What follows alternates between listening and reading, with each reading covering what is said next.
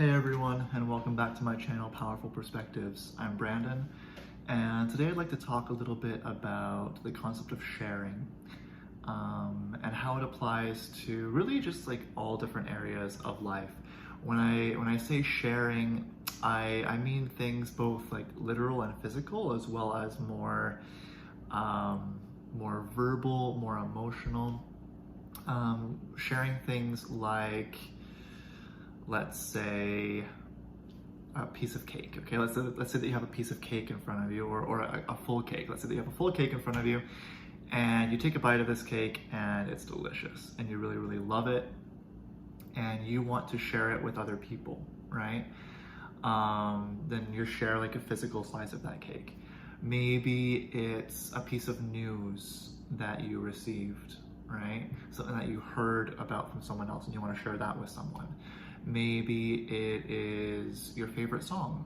You know, maybe you've met like a new acquaintance and you're getting to know each other, and you talk about music that you both like, and you want to share your favorite song with them. All types of things about sharing, right? It can really apply in any area of life.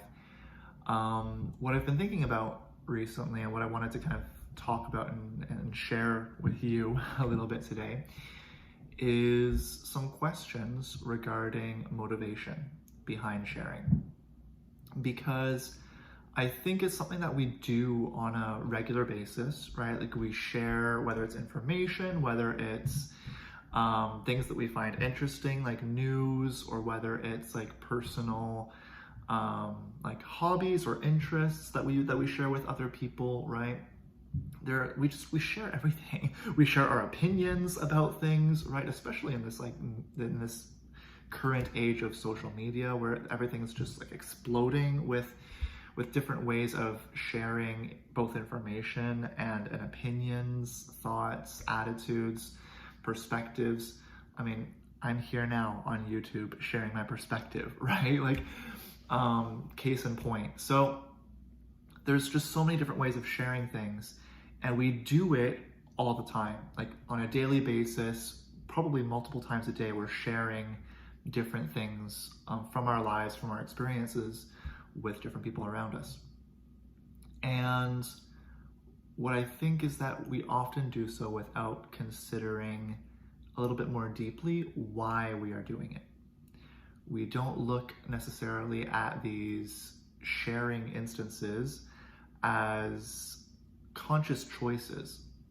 Most of the time they aren't, right? Most of the time we aren't making a conscious choice, or we don't necessarily recognize it as such. We don't really question our motivation for why we are giving a certain thing or sharing a certain thing or not. We just kind of do it, right? It just kind of operates on autopilot. But what I'd like to invite us to do, and what I hope can be a little bit instructive or insightful, is to invite us to consider different motivations for sharing.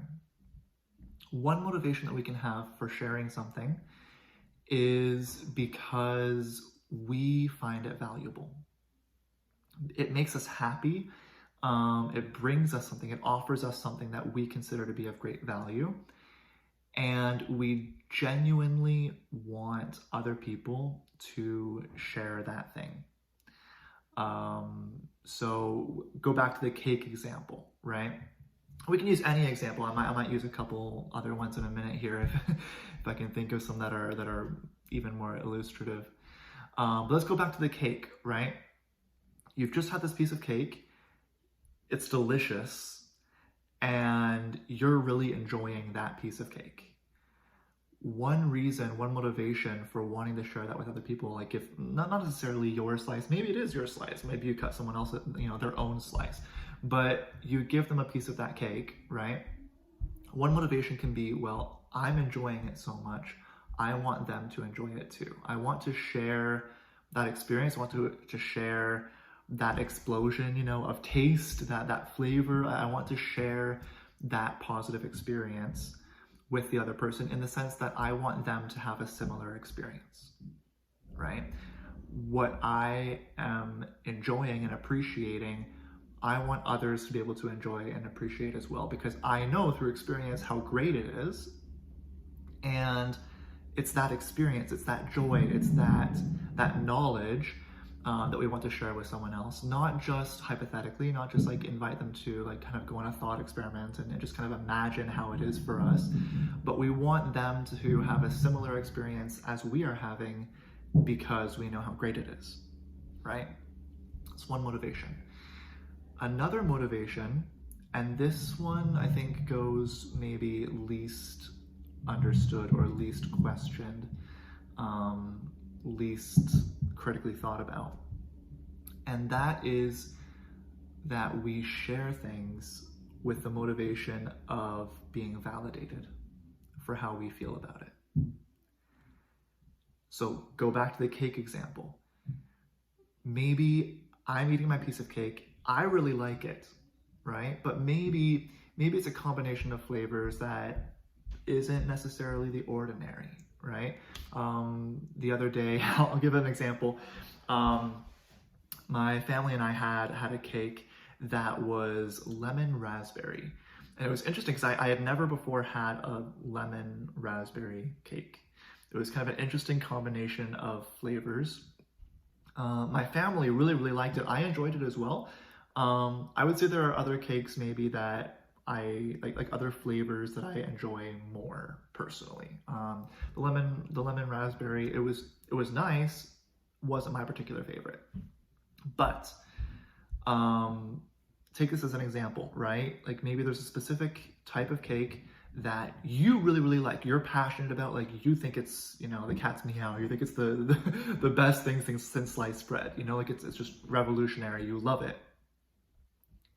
But you realize maybe that not everyone else would, or you're not, like there's some question, there's some doubt, there's some hesitancy, there's some insecurity, where you're like, okay, I really like this, but are other people going to like it, right? Is it really as amazing as I think it is, or is that just my subjective opinion, and other people are going to think it's just like weird, right?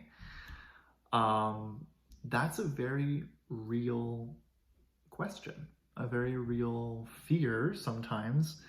And I think this also plays a large enough part in our subjective kind of subconscious motivations for a lot of the things that we do, right? Oftentimes our motivation for sharing something with someone is to get their feedback on it, right? We're curious about what they think, and not just curious for their own subjective experience, right? I mean, that is one side of curiosity. You can say, okay, like if you're sure and you're confident and comfortable with how you feel, right? And nothing's going to attack that, nothing's going to change that. You are unapologetically loving that cake, right? And that's just how it is. That's not up for debate, right? That's one perspective. That's one option. That's one type of experience, right? If you know where you stand on that cake and how amazing it is, and you don't care what other people think about it, that's one experience, right? From that standpoint, from that, like within that context, you might ask for someone's opinion. You might, like, you share it with them, and your motivation is like, I think it's awesome, I want you to, you know, to enjoy it as well. What happens if they don't? What happens if they don't like it, if it's not as amazing for them? It doesn't crush you, right? It doesn't change very much about your thoughts and about your perspectives, because you're already clear on that. You already know, okay, I think it's awesome. You don't have to. That's fine. I wanted to share it with you because it's a cool, awesome thing. It's delicious, and I want you to taste something delicious because I love you and I think you deserve something delicious. You know, like, I sincerely want you to have like a similar experience as I just had. But if they don't experience it the same way, that's not personal. It doesn't hurt you. It doesn't change what you think about the cake, because your mind is already made up, right? That's the one side. The other side is if you kind of have an idea of what you think and what you like you enjoy the cake, but you still need that external validation to almost give you permission to like that cake, if that makes sense. To an extent, you already know, right? You already know what your personal opinion is about it, but you're not confident in that opinion. And so you look to other people and their experience, their thoughts, their opinions to validate your own, to kind of give you permission to feel what you're feeling, or to give you permission to like the cake or not, right? To kind of tell you whether you should like it or not, regardless of what you actually feel, of what your actual experience is. And we do this way too often, right? Where we share things and we're hyper focused on the feedback that we get, right? Because that is supposed to give us some sort of valuable information about what we ourselves should think, believe, and feel. And I don't think that this is healthy. I really don't think it's healthy. Because we're all different, right? We're all unique individuals with unique interests, tastes, you know, like, and I like the cake example because it's a little bit more objective, right? Like, someone who does not like lemon is not going to enjoy a lemon raspberry cake, right? They don't like lemon. And so that strong, tangy, you know, like citrusy lemon taste, it's not gonna do it for them. They're not going to enjoy it, right? And it's not their fault, and it's not your fault. Like, you're not a bad person for liking lemon where someone else doesn't, right? It's just a difference, and it's a more, like this, in this example, right, it's a little bit more of a, it's kind of like a meh difference. Like, it doesn't really make much, it's not emotional, it's not like deep, right? It's like, okay, it's just a question of taste, right? And it's more like objective in terms of just that person's biology, or like just what they enjoy versus what they don't in terms of taste. Another example, maybe it can get a lot more personal, right? Even just taking it like I'll take it one step, okay? So we go from like food, you know, the actual physical like taste of, like, chemical taste of food, to music, right? Let's say that you just discovered a new song and you really, really like it. Like, it's just, it really hits you in all the feels. Like the lyrics, just like the message of the song is powerful. The beat is catchy. Like the melody and everything, like it really communicates the emotion of the message. Like, they just go hand in hand, and you just love it, right? Like, it just really speaks to you. And you share that song with, say, your best friend, right? With whom you have so many things in common. You share that song with your best friend, and they are not so crazy about it. They're like, yeah, you know what? I heard it the other day, and it just didn't really do it for me. Like, it's like, I know, like, I don't really understand, like, what the big fuss is about. Or I don't really understand, like, why it's become so popular or whatever. It's like, no. It's like, no. How does that feel? Some of you will be sitting there and say, it doesn't faze me at all, right? I don't care, right? Because I know that I like it, and who cares if they don't, right? That's a question of taste. Like, they don't have to like it in order for me to like it. Others of you sitting here listening to this are going to have almost like a visceral reaction, right? It's like, oh shoot, like, I feel attacked. I feel like less than. I feel like less of a person because I don't have that external validation, right? I feel like almost like I shouldn't like that song, you know, because that's the message that I'm getting from the outside. Do you feel it? Like, are you starting to like get it? Like, and it goes even further. You can take like another example, something that you share, an opinion about something, right? Like, let's say like a political opinion. Let's get really really controversial. Like, say that you have a certain opinion on abortion, right? And you feel really strongly about that opinion on abortion versus not, right? And I won't go into particulars of which side, whatever. Just imagine one side of it, of that debate, and you share that with someone else who's like close to you, right? Like you have this really strong opinion on a controversial debate, and you feel passionately about your side of that debate, and maybe your best friend or someone else, like any other person, right, feels differently. Like that affects you, maybe, and again, maybe this was a bad example, because normally with strong controversial debates, like you know how you feel, and usually you're pretty okay with that, right? But really, like the type of example I'm trying to kind of illustrate here is where there's some level of uncertainty, where you do know how you feel, but you don't know whether or not to feel comfortable or confident or okay with how you feel, right? It's in those moments, in those instances, where we kind of look to the outside for that mirror, for that indication. And I think that can be a pretty decent and pretty common reason and motivation for why we share things. And so I would just like to invite all of us to be a little bit critical about that. There may be other reasons too, or other motivations. Like if something comes up, like put it in the comments. Like I'd love to see what other motivations you can think about for sharing things, right?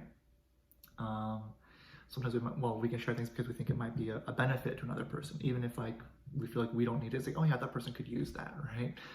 Sometimes we want someone to improve, right? We kind of see one of their behaviors or one of the things that they do, and it just kind of bugs us. And so we see something that maybe addresses that behavior, that's for that person, right? They could really use that. That could teach them a lesson, right? That might be another motivation for sharing something.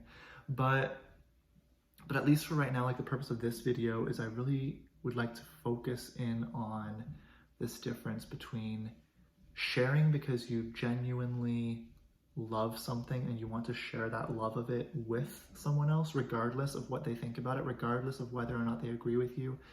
You just want to share joy, right?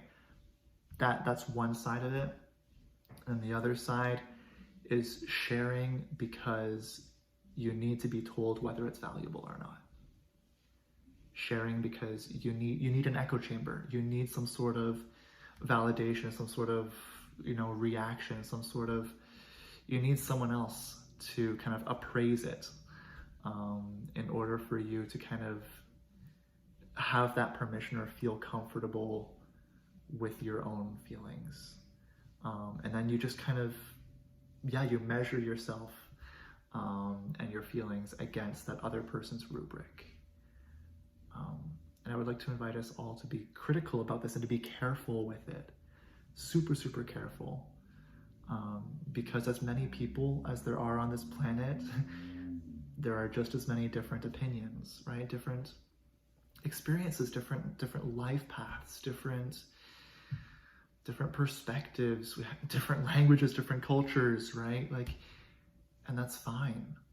It's beautiful. That diversity gives color and richness to life. But that color and richness and it comes through the difference. It comes through the variety. It comes through the fact that not everything is unanimous. Not everything is monotonous. It's not all, the same color, the same tone, the same, it's not the same message. It's not the same opinion. That diversity, that difference is necessary in order for that beauty and that depth, right?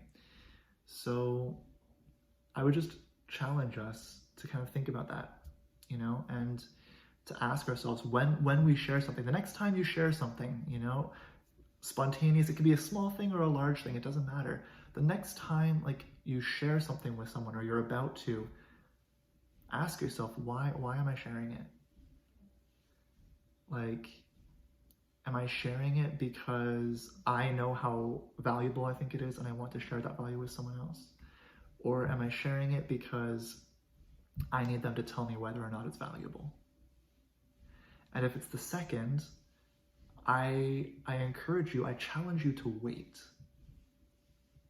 Wait to share it. Wait until you have decided for yourself what you think, independent of anyone else. You're allowed to do that. It's completely okay. In fact, I would say it's encouraged. Because that's what's beautiful, honestly. And that's the difference between confident people and like not so confident people, right? Like I think all of us we tend to be attracted to people who know what they like and who know what they want, right? It's those people who radiate confidence, who radiate self-esteem. In some cases, we might even see them as radiating power, right? There is a certain power that comes with knowing how you feel and knowing what you think, knowing what you believe, and not feeling like you have to explain it necessarily, and not feeling like you have to like defend it against other people, right? Like we shouldn't have to apologize for what we really authentically feel and like and don't like, right? Like we shouldn't have to add like disclaimers and caveats to everything that we share with others. You know, like I really like this, but you might not like it, so like don't hate me if you don't. Like who cares if they don't like it? That's their own experience, that's their own taste, right? But that doesn't have to bear any reflection on you, and that doesn't have to affect negatively how much you enjoy it, right? Like someone else doesn't like this cake, why does that have to put a damper on how much I'm enjoying the cake? Why would we limit our joy just because someone else isn't a fan? Why would we lessen the quality of our life, the quality of our subjective but like real, like lived experiences, just because someone else doesn't approve or doesn't think the same way? No, I challenge you to just go out there and live life boldly and love the things that you love, right? Like, and if you don't like it, that's fine too. Like, don't like it. Like, be honest and upright about that. And don't feel like that has to be a negative thing, you know? Yeah, I give you permission, not that you need it from me, but like I give you permission and I challenge you to just like what you like and enjoy what you enjoy. And yeah, try not to farm out that validation system. Validate yourself. Now, I do need to put a caveat here as well. I do need to put a little disclaimer here. I'm not talking about things that are unethical, right? There are some people out there who are not very nice or good people and who do authentically get joy and fulfillment and excitement or whatever from unethical practices, from harming other people, from seeing other people in pain, whatever the situation is, right? I am not promoting such behavior, right? Those are things that need to be discussed with mental health professionals, with social professionals, with legal professionals, whatever, right? I'm talking here about just preferences, right? Like things that are completely harmless and ethical and don't really make like a difference in terms of like a preference that's not going to harm someone else or negatively affect someone else. In those instances where it's just a question of simple preference, let's keep it at that. Let's just keep it at a question of preference, and again, like not farm out the responsibility of attaching value to those things. Let's do that for ourselves. Talk to you next time.